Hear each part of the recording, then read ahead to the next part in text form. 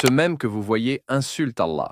Le personnage prononce une expression italienne abominable. Et si vous la traduisez en français, vous trouverez qu'il associe le mot porc ou cochon à Allah. Toute la gloire à Allah, lui qui est au-dessus de ce qu'ils disent.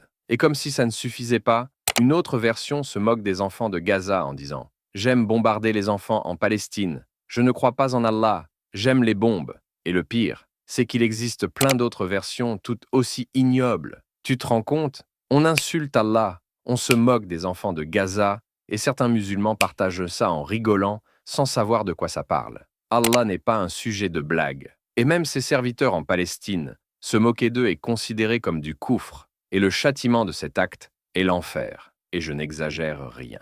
Allah dit dans Sourate At-Tawbah, versets 65 et 66, « Est-ce d'Allah, de ses versets et de son messager, que vous vous moquiez? Ne vous excusez pas. Vous avez bel et bien mécru après avoir eu la foi. Oui, mais tu peux me dire, moi je ne savais pas. Allah va te juger même sur ton manque de connaissances, car il a insisté sur l'importance de l'apprentissage dans plusieurs versets. Et ce qui confirme ce que je dis, c'est le prophète Mohammed, paix et salut sur lui, qui dit dans un hadith authentique, « Il se peut qu'un serviteur prononce une parole sans y prêter attention, mais qui provoque la colère d'Allah, et à cause d'elle, il sera précipité dans l'enfer profond. Maintenant que tu sais, ne participe pas à ces moqueries. Préviens tes proches et surtout, réveille ta conscience de musulman, car celui qui ne ressent plus rien quand Allah est insulté a peut-être déjà perdu quelque chose de très précieux, la jalousie pour sa religion. Partage cette vidéo, pas pour moi mais pour ceux qui ne savent pas, car tu es responsable maintenant.